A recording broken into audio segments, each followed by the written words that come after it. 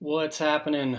This is my first attempt here at something I'm going to coin honing badassery with Matheny Endurance and a lot of things I've been doing here. Been trying to create some content, reach more people. Coaching is a passion of mine. Been doing it for 20 years now since college, and as an athlete, I have a little kind of phrase: athlete, coach, inspiration. They kind of came in that order. A lot of the things I've done as an athlete have guided my path as a coach, and I try to pass those things on. And there's a lot of things that I take for granted that I do with athletes and personally that I've just been trying to push out to you guys. So one of those things is after this previous weekend, last minute opportunity to go race in a 12-hour race instead of going and doing a private skills camp with a mountain bike client because of the weather and just some health things going on there. Gave an opportunity to go down and really throw down with a duo teammate at this 12 hours of penitence, which is down in southwest Colorado. Pretty cool canyon, really demanding course as we found out when we got down there. Nothing really easy. One of the things that I've written on lately with winning a national championship at the marathon this year in Arkansas, kind of wasn't even expecting it. One of the quotes that a father and also a junior rider posed to me a few weeks afterwards were, man, we were Strava stalking you for weeks now, and there's nothing to lead on that you should have won that. And honestly, it was a bit of a surprise. I knew I was competent and going to be a player if things played out, but I wasn't putting all my ducks in that basket. And I ended up writing a couple blog articles on that. And then kind of segueing off of that, doing little bit more on what a winning mindset is recently. So winning mindset could be different for some people. A lot of people think standing on the box, getting on the podium, winning the race overall, but honestly, that kind of depends on who shows up. In this case, winning in the 12-hour race was a little bit different.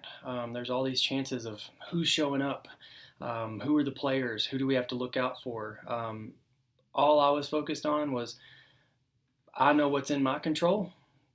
I had a confidence that I can ride my mountain bike, that I'd had some miles this year in my legs, but obviously the last few weeks and a couple months, I wasn't training for anything specific. I went on a 3-week vacation, 4,000 miles cross country drive with a toddler and a dog, and rented a lake cottage and had all kinds of fun.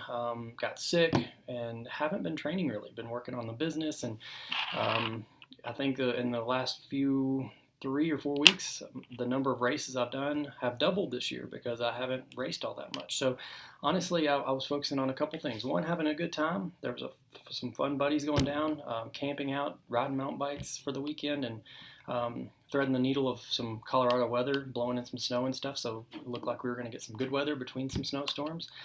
And honestly, just trusting in the process. And trusting in that process is setting you up for winning. Because not worrying about who's out there, who the competition is, but those things that if you're having a good time, then you're not worried about the other things. And saying that it is much easier to say that, and some people will call this out when you're on top. So it's easy to say, oh yeah, winning mindset. You don't have to focus on winning, but it is much easier when you're in that boat. So I won't discredit that at all. So, but being in those shoes now has taken many, many years. Haven't always been in that case of standing near the top. It's this mindset that has gotten me there, and I continue to push that on athletes. That mindset of being prepared. So the winning mindset that I'm talking about here is once we put in some pretty fast laps. Started out myself in the Le Mans start with a hole shot. Didn't look back. Put in a 6-minute faster lap than the previous record on my first lap, and that was even including the run and an extra distance up the start road. So after that, it was like we had a pretty good lead. Luckily, teammate, a buddy Nick, and a fellow coach from Durango moved here from to Colorado Springs and even put in a faster lap than I did. So we increased our lead within 2 laps of the first couple, 17-mile loops.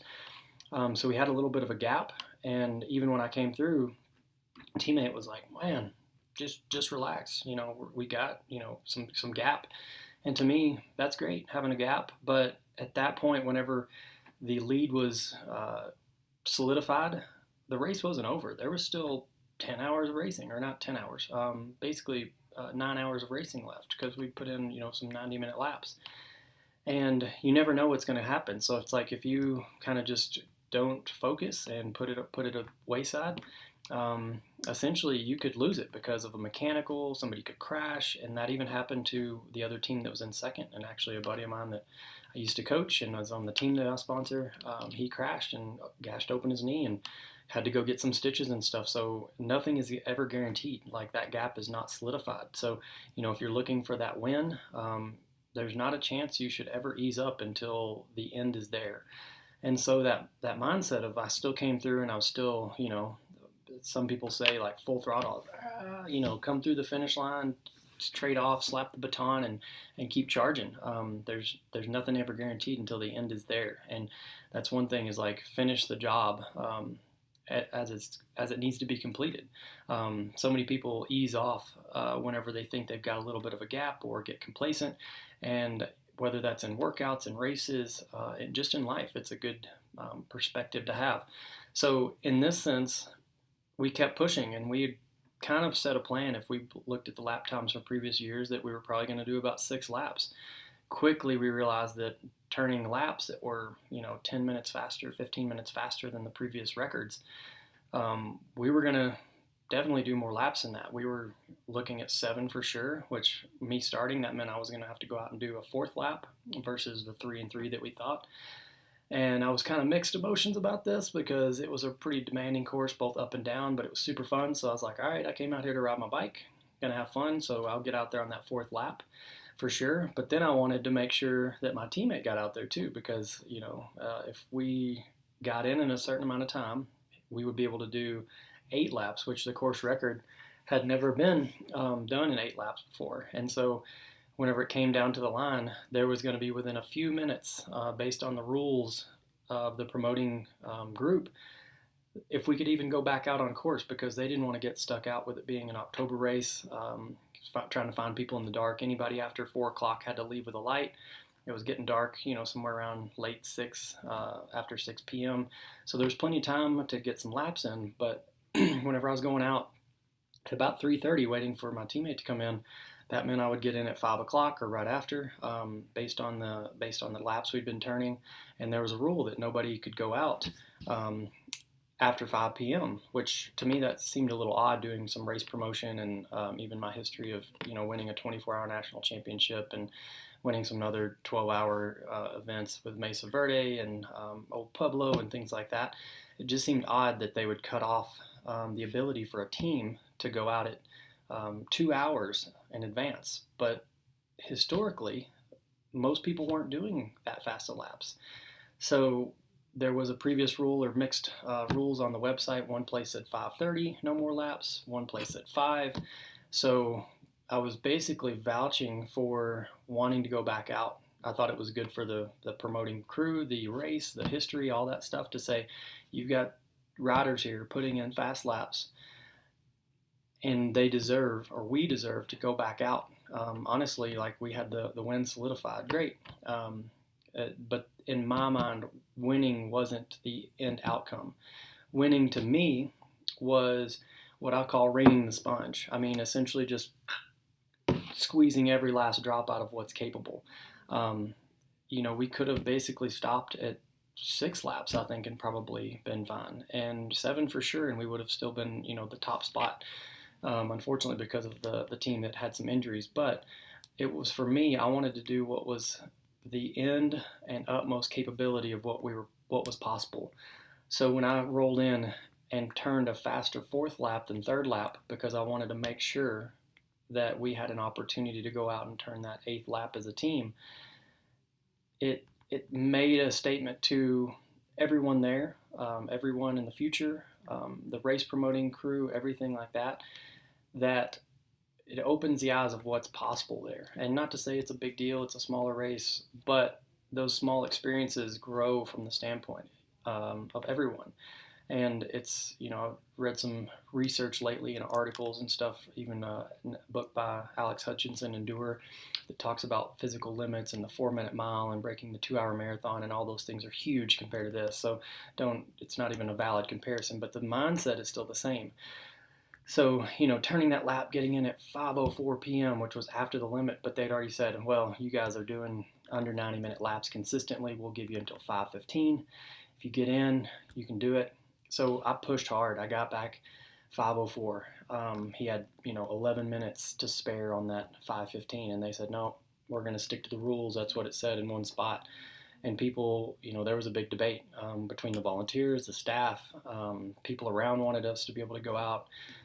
My teammate wanted to go out, kind of mixed as well. Obviously, when you got the win under your belt, it's hard to go out and do more. But it was one of those things of like, set the bar high. When you do that and you go out and you set that bar high, it's no longer about winning the event. It's about winning for you, and I guess you is what it is, because when you go out and at the end of the day and you hang it up, whether it's your shoes, your bike, whatever it may be, that you did everything in your means possible to wring the sponge. And a few days out now from the event, I'm still feeling the effects of wringing the sponge and trying to do everything possible to get us in those final laps. And when it came down to it, if we'd have went up to the podium presentation and known that we'd not quit, but stopped at 5:04 p.m., I thought about it that entire lap. My mind was going, like, how long does it take me to get to the other cutoff on the course? Is my teammate going to make it there before 6:15 so he can do that? I was timing those things, making splits in my head, and the one thing that kept coming through my mind as my argument, and I think it worked when I came through the finish line, was they said, no, we're going to stick to our guns. You guys already have the win. We don't need you going back out on course. There's no harm done. And I made the statement. I said, do you want this to be the 10 hours of Penn Minutes, or do you want it to be the 12 hours? And I saw the little just fire in the eye light up, and it was kind of the jab to the ribs of like, that's true. It's a 12-hour race, and it was up to us to leave and make sure we got back before 7. So if we didn't get back before that 7 p.m. cutoff of 7 a.m. to 7 p.m. 12-hour race, then the lap wouldn't have counted. But at least you have to give yourself the opportunity to go out there and put it down. And when we did, my teammate finished his lap, had a little bit of cushion, so he didn't have to push all that much, and finished 8 laps on a pretty demanding course, and felt really good knowing that we maximized what we were both capable of. And that's something that I want you to take home and think about in your training. Whenever you think, oh, I could leave this to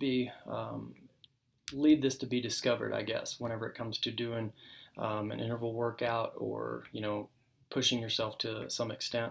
And in coaching and athletics, there's some times whenever you may not want to push to the fullest extent, and leave some to be discovered. But there's also times where you have to find that edge to know where it's at, and go over it to know where it's at. And if you don't ever do that, then who knows how far you can push yourself. So think of that. Think that mindset. Think of, what are you really capable of? Are you shortchanging yourself? Because realistically, if you're shortchanging yourself in day-to-day situations, it's more than just athletic performance. It goes about how you approach professional development, serving as a family member, serving as an athlete, all the things that you're capable of accomplishing. So push that mindset. Push what winning means to you. Make sure that you're winning for yourself, because at any given point, Nick and I could have been beaten. There's way more faster people out there. I'm a small fish in a big pond, but it just so happened that we were the fast ones that showed up that day. And it doesn't even necessarily have to be you being first place or anything like that. You could put some parameters around what your winning may be of just getting to a 12-hour race. That's huge for some people. Going out there and riding the amount of miles we did that day is really demanding. But for some people, doing one lap on that course would have been freaking hard. And it should be. What we demand out of our bodies, and professionally and physically, mentally, all that stuff is huge. And you develop an increased capacity each time you push that limit. So when it comes to doing workouts, each one you inch that level of comfort up a little bit. And if you're consistently working within this parameter of comfort zone and you're not pushing that, then you're not growing. And so you have to have that growth mindset of always wondering what you can achieve more. So hopefully this was beneficial to you. Going to start doing some of these recordings and kind of content for you. So hopefully we can pass on the mindset and get you guys rolling in the same thing that we're doing with some of the athletes I coach, because honestly, I want to reach more people. If you like it, give me some feedback, share it, anything you can do, and then that way we can continue to grow as athletes. Thanks so much.